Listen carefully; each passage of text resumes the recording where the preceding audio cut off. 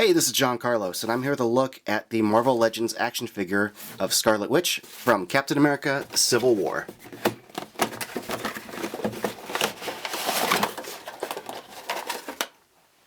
Marvel Legends has a history of recycling a lot of the same body parts for new figures, mostly with comic book character figures, not so much movie ones because they're so movie specific. But even in the movie lines, we've had the same, like Captain America torsos and legs being reused and Iron Man bodies being repainted.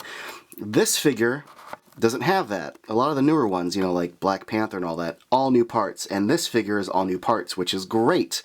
But the greatest thing about this figure that I can't stop raving about is the face.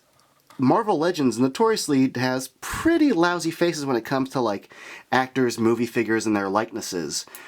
See their Tony Starks or their horrible Captain Americas, which look nothing like Chris Evans and are just kind of like really simple skins with just like basic hair color paint. But this has like rouge on the cheeks. It's got, well painted lips. It's got good likeness in the sculpt department. The eyes actually are like really well painted. The eyebrows are well done. This actually looks like Elizabeth Olsen. Like they got like her nose and her like jaw, and like it's really well done. The hair has some nice like base brown and like a lighter brown paint that went over it. So it's a really good hair sculpt. I think this is like maybe one of the best likenesses Hasbro's ever done in the Marvel Legends line. Maybe even in all of their lines. That includes Star Wars. This kind of joins the ranks. I think this is great work from Hasbro. Nice paint on the necklace. Nice work on her torso. And you see the texture that's kind of pinching right in the middle there, following the black paint line. But like the little vertical lines going down, like the corset look good. The wrinkling of her pants are well done. Like this is some really strong work from them. I think this is a great job. Even like her shoes look good. There's some nice detail there with like the little lace kind of buckly things going across the front.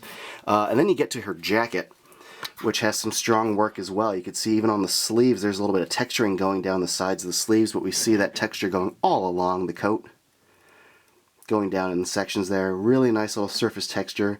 That flows really well. Kind of gives a dramatic flair to her just standing there. And then we get some good details as far as like the little off red sections of her jacket. But one of the things I really dig about this figure, the hands, that they sculpted her hands in her little spell summoning little pose, whatever you want to call it, because she's literally not using magic, but she's still conjuring little effects. And they painted the little ring on her hand there. The glove wrinkles really well. The fingers have nice little poses. The fact they even included the rings, these are nice little details. You can even see fingernails on there. That's pretty cool. Really strong work from Hasbro. Now, one of the other things that they included as accessories are, like, I guess her little spells, that if you want to call them that. And I guess in the movie they look kind of fiery, but these to me are a bit ridiculous because it just looks like big balls of flame. And they even added little brown, like, singe lines to them. That's strange. Now, this is part of the Abomination wave, so here's Abomination's head. There you go. It's got nice detail, I'll say that, but I'm not collecting the rest of Abomination. So, lastly, before we go, I just want to show you guys the little spelly things on her hand, because they do just kind of fit over the index fingers. And as you can see, they look freaking huge on her. And I think they look a bit ridiculous. They look too big. It'd be cool if they were clear, like some of the other things they've done, like with Doctor Strange, where they use like little kind of like clear spells-looking plasticky things. This looks like she's just shooting big nubs of fire out of her hand. I don't know. I see what they're going for, but I think they kind of missed the mark a bit. But this does feature the kind of standard Marvel Legends articulation that we've come to expect from Hasbro. Mid-torso cut, the full range at the legs, the mid-thigh cut, double knee joints, the hinge swiveling ankles, the ball hinge shoulders, the ball swiveling elbows, and then the hinge wrist. This one hinges side to side. This one hinges up and down. So I like when we get both the up and down and the side to side. You get the joint at the base of the neck and then a ball joint inside the head.